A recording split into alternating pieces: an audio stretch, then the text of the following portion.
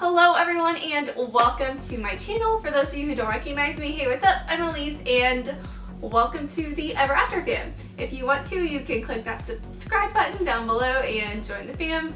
Ever Afters are pretty awesome and supporting, so join the fam.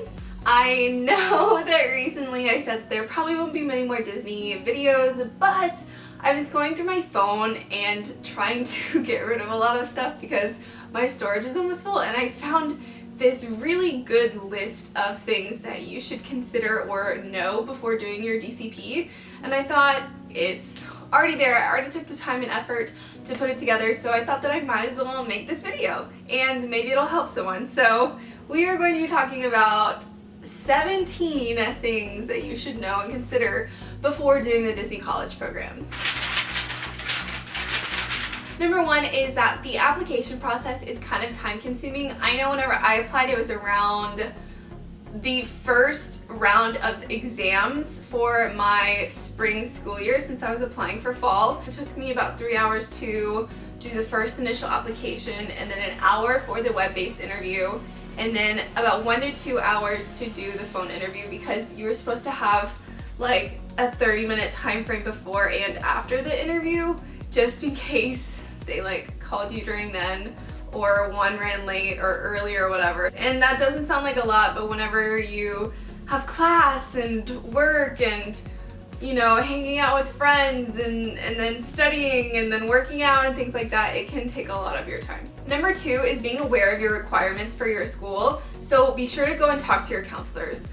For me, I could only stay 1 semester, and if I stayed for another semester and extended, then I would no longer be a full-time student. Imagine if I hadn't gone to my counselor and talked to them about this, and then came back and I was no longer technically a full-time student at A&M and couldn't graduate next semester.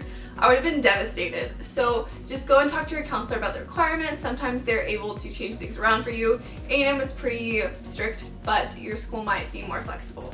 Number three, it may seem like it, but your job is not going to be glamorous at all. Disney World can be glamorous when you're going as a guest, but as a cast member, it is not glamorous at all. Number four, if you don't like your work location, you can't change it unless like 1 out of 1,000 people can change it due to health issues, and that's very rare. So just know that when you get a location or a role, you are not going to be able to change that.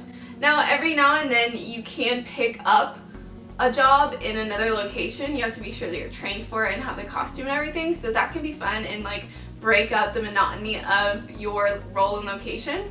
But other than that, you can't change it. Number five is don't forget that you might work in Disney Springs. A lot of people forget about this, or they just kind of like tuck it away and don't want to think about it, but you can work in Disney Springs, so you need to be sure that you're okay with that before doing the Disney College program, because it is likely that you can work there. Some of my friends work there and absolutely loved it, but I've heard of a lot of people who are just really disappointed that they didn't work in a regular park. Number six, I know this may seem really obvious, but there are a ton of people. And I went in thinking this too, but I was very surprised at some points in time about how many people there were. So just be aware, there's even more people than you think that there are going to be. And the numbers are going to increase from normal during holidays, marathons, and during parties like Mickey's Not So Scary Halloween Party and Mickey's Very Merry Christmas Party. Number seven, if you aren't a people person, this job is not for you. I am going to be real frank about that because it's not.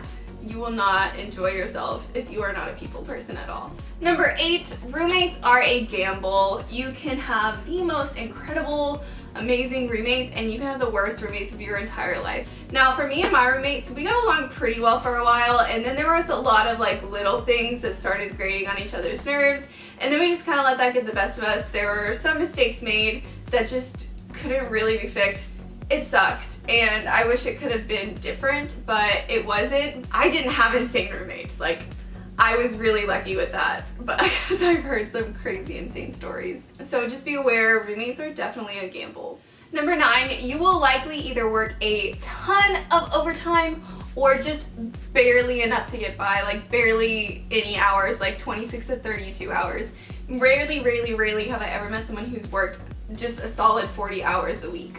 One of my roommates was usually working 60 hours a week, another one was like 65 hours a week. I've heard that the Kilimanjaro Safari drivers work like 90 hours a week because there's only so many drivers and so many buses.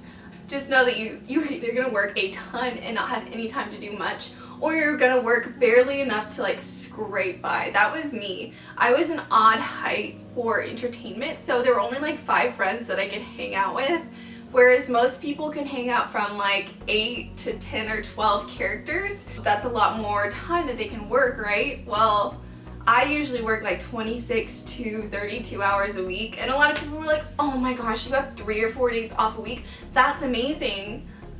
No, because 1, I came to work, and 2, I sometimes barely had enough to make it through the week and maybe do a few extra things. It was really difficult at times, so just be aware of that. Number 10, you do get paid weekly, and if you live in Disney housing, they take out the rent before they deposit it into your account. So you get paid weekly and pay for rent weekly. Number 11, they take out a ton of taxes in Florida, like a ton. Probably double or almost triple what I get taken out here in Texas. So just be aware of that. It sucks.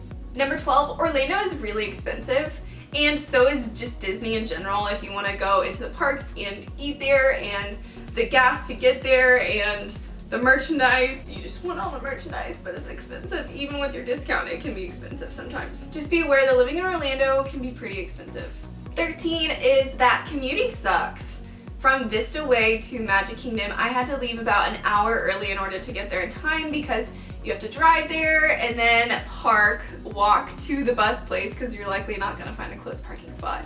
And then you have to wait for the bus, and then the bus takes you backstage, and then you have to walk to your location.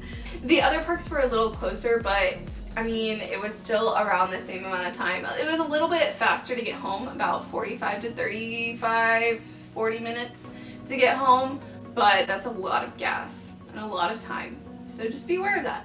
Continuing on with things that suck, Disney housing sucks, which is number 14, because you likely can't park near your apartment. Parking is pretty limited. A lot of the apartments are gross. At least Vista Way was kind of gross. I mean, they're bearable, but if you do the calculation of cost per square foot of person, the cost of Disney housing is really expensive.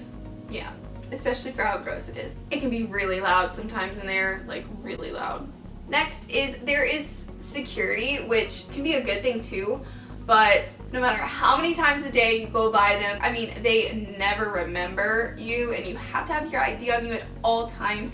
You have to sign in people, they have to sign out. There's a curfew, and if you break curfew, you can be termed. There's no alcohol in apartments of anyone under 20. If you are a 20 or younger person and you get caught in someone's apartment of a 21-year-old and up, and they have alcohol in the apartment, you can get termed. And it's just, the rules are kind of crazy, and I'm like, literally, I'm an adult. And next is the Wi-Fi is terrible.